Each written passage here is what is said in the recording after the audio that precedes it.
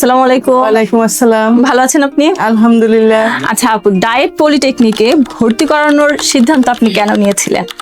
Diet পলিটেকনিকে ভর্তি করার সিদ্ধান্ত হয়েছে এই কারণে, এই অনেকগুলো টেকনিক্যালে খোঁজ নিছি, তারপরে দেখলাম যে ডায়েটে অনেক ভালো লেখাপড়া হয়, বাচ্চাদের হাতে কলমে শিক্ষা দেয়, তাদের খুব যত্ন সহকারে টিচাররা যত্ন সহকারে পড়ায়, টিচাররা কোনো সমস্যা হইলে নিজেরা দায়িত্ব নিয়ে বসায় পড়ায় দেখায়, আবার গার্জিয়ানদের সাথে আলাপ আলোচনা করে কিভাবে লেখাপড়া করাবো, কিভাবে কি করতে হইব, এই জন্য এখানে দিয়েছি।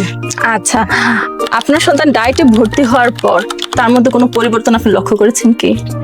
হ্যাঁ, অনেকটাই পরিবর্তন। আগে তো মানে ও অন্য জায়গায় পড়াইতে চাইছি, চাইতে চাই না। এখন যখন দেখছি যে এখানে আসার পরে দেখি স্যারদের সাথে একটা বন্ডিং ভালো, এখানে রেগুলারই আসে, ক্লাস করে পড়ে, এমন যেই সাবজেক্টটা নিয়ে করে ওইটা নিয়ে খুব উৎসাহ, এর অনেকটাই পরিবর্তন আছে, ভালো আছে। আচ্ছা, ডায়েটে ভর্তি করানোর পূর্বে ডায়েট সম্পর্কে আপনার কেমন চিন্তা ভাবনা ছিল? ডায়েট সম্পর্কে চিন্তা করছিল যে একটা বেসরকারি প্রতিষ্ঠান কেমন লেখাপড়া করায়, অন্য সরকারি দিদিগুলা তো দেখা যায় ভালো করে, এবার এখানে পড়লে কি চাকরি পাবে না, হাতে কলমে কিছু শিখায় নাকি শিখায় না, অনেক ধারণাই ছিল। এখন ভর্তি করার পরে সব ধারণাগুলো পরিবর্তন হয়েছে।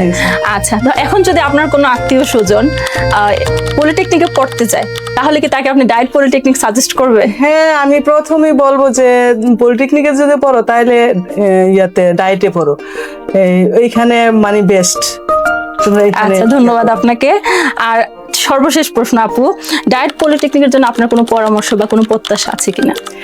পরামর্শ, বাচ্চাদের তো ভালো করে পড়ায়, তারপরও একটু পরামর্শ আছে বাচ্চাদের যখন ওই যে রুটিন গুলা করে ওগুলা একটু চেঞ্জ করে দিলে, যেমন একটা ক্লাস আছে ইংলিশ ক্লাস, ওই ক্লাসটা বাচ্চারা করতে চায় না, মানে পায় না সকালে, ওটা যদি একটু পরিবর্তন করে রুটিনটা করে দেয় তাহলে একটু ভালো হয়।